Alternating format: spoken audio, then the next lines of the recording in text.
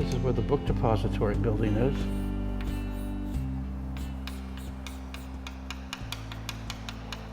This is the window where Lee Harvey Oswald was not present. And this is the overpass with railroad tracks. And then the streets come out here. The president's limousine came here and was here when the first shot was fired, and here when the second, third, fourth, fifth, in this area when the shots were fired. Over here was a wooden fence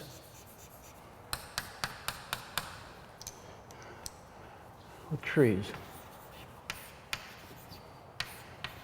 And over here were the key witnesses, and they all said they heard the shots, and they all said they looked in this direction because that's where they heard the shots come from, and they all said they saw puffs of smoke coming behind the wooden fence.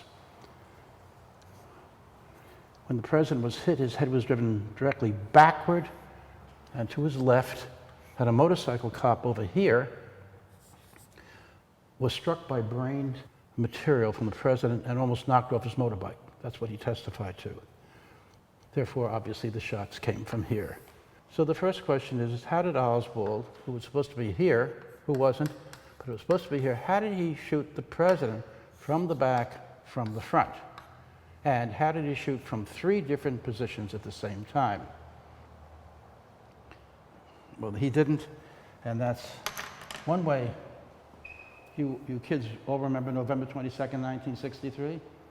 What do you mean you weren't alive at that time? All Americans were. In any event, those of you who come later will be able to see that Oswald could not have been the lone assassin, and in fact was not involved at all. And it was done by the Central Intelligence Agency, and they left their initials all over Dealey Plaza for us to find. Think about that.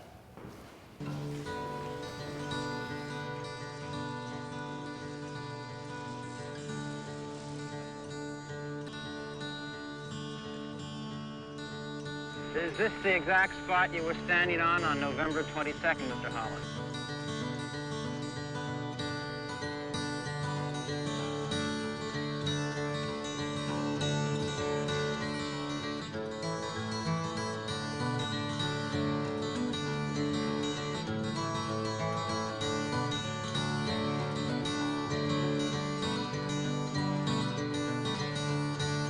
When that horror hits, wow!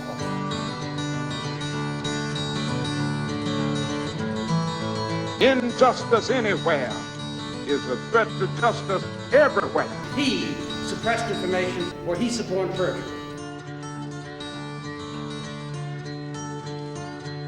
Who was Oswald?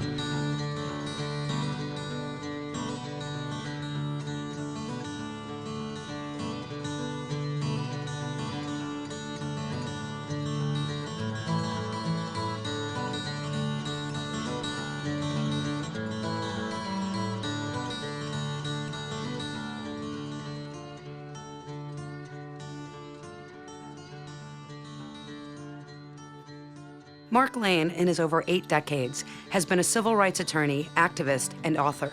But most of all, an American. His life is a timeline of civil rights events. I decided to follow him around for a few years and hear his story.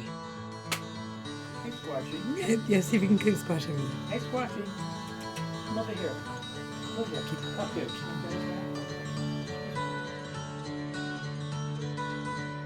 You gonna vote for a Democrat? I can't. Went to James Madison High School. There were thousands of students there.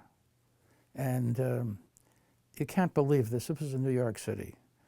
And I never heard of anybody ever being arrested, anybody ever assaulting anybody in our whole school. I think we had 4,000 students. Education is the true foundation of civil liberty, James Madison.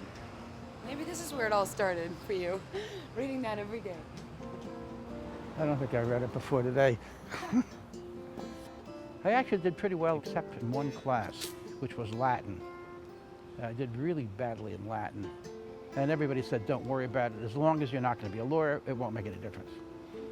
We lived in Brooklyn. We had a little house, and there was no air conditioning, of course, so in the summertime we kept the windows open with the screens on. Didn't lock the door. Car is out in the driveway in front of the house, never locked. If it was hot and it wasn't going to rain, windows were open all the time. It was really a different world from the one we live in now. My parents never used a derogatory term about any person based upon color, religion, race, ever. And it was just a thing when we were little kids, we knew that it didn't even come up. When I first heard some of these words, I was astonished. My father was an accountant, never made much money. And he told us maybe a year or two before he died, he was almost 90. He said, I want to tell you about how we got Al Capone. I said, I know that accountants got Al Capone. He said, no, I want to tell you how we got him. I said, we? He said, yes, your mother never knew this. She had died already.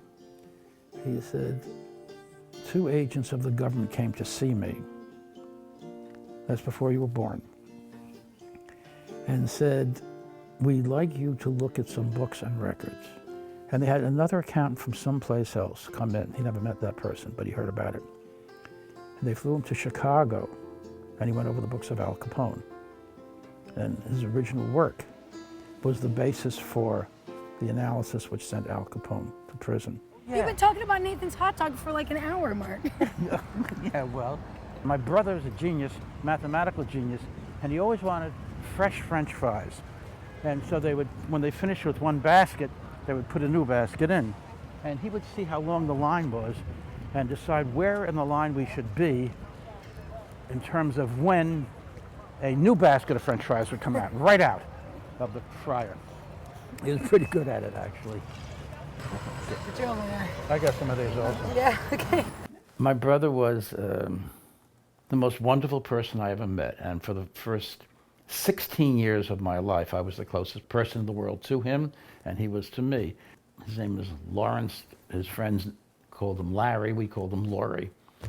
We're born on the same day, my brother and I, February 24th, 2 years apart. He was my role model because although he was very political, he would never say, Bush is a war criminal, which I say, but he wouldn't say that. He would just disagree with the president's policies. And I tried to be like my brother, but he was a teacher, and I became a trial lawyer, and it's very difficult to go through life as a trial lawyer with that as your role model, so I slipped quite a bit. My name is Ann Lane, and I am Mark's sister. Have you eaten? You want some? I have to give you some cheese and crackers. I don't eat. I never know when we're going to eat. Well, we're not going to eat till after the 7 o'clock event. Who knows if even after then we'll be allowed well, to I know, eat. that's why you can have cheese and crackers. She decides when we eat. But I decide when I can give you cheese and crackers. No, I don't think so. Yeah. The crackers, we get crumbles on the microphone. No. We had such fun. They were such wonderful older brothers. They thought I was cute. They thought I was like a little pet. And they played with me, and they sometimes made fun of me, and they sometimes did things that made me cry, but that's in the nature of children. But mostly they thought I was to be taken care of. My cousin Everett brought over a German Shepherd. He was only about 5 months old, but my brother and I were terrified, so we did the only manly thing possible. We put our sister in front of us, and we hid. We were very happy to live where we were living in America. But deep down, we knew that if there was a problem, we would respond. And when World War II started, we all did.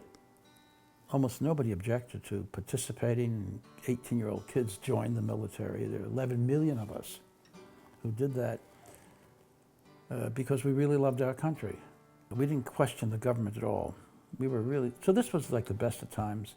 It's kind of the worst of times, too. We didn't question the government. We thought that they would not do anything which wasn't right and fair. We discovered soon that that was not true. Anyway, I went to law school and college with the GI Bill of Rights. So when I got out of law school, I went to East Harlem, and I opened a storefront office, and I stayed there for 10 years.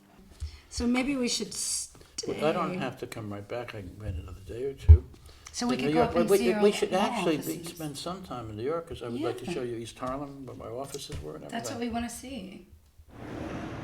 The building I was in, 1677, is just like this one here, and it had a place that roasted coffee underneath it.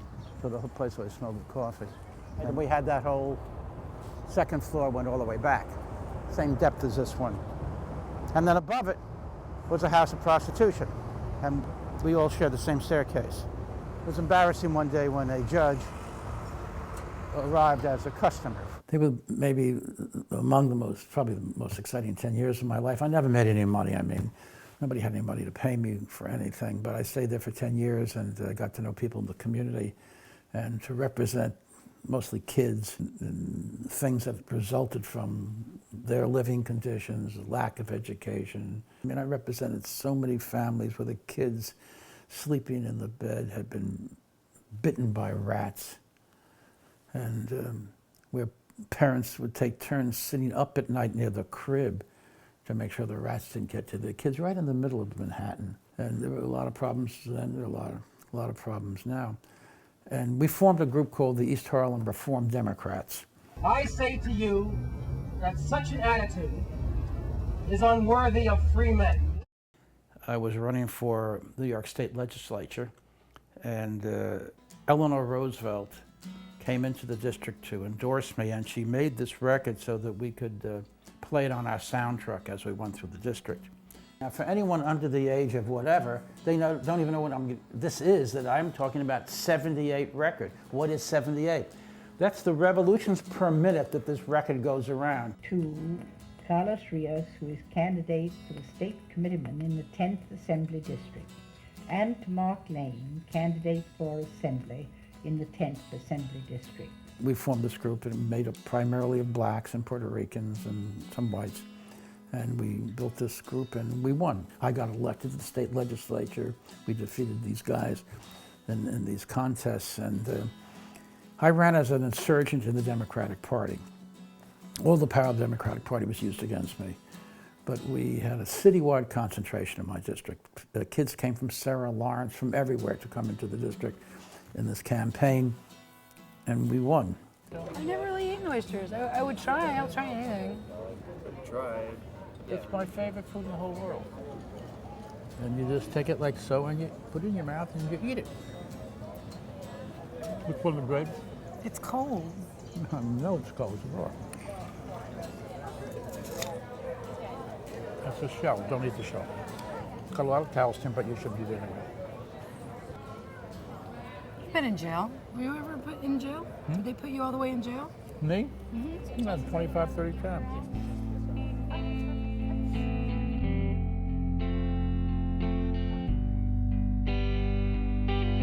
What is a life of just one?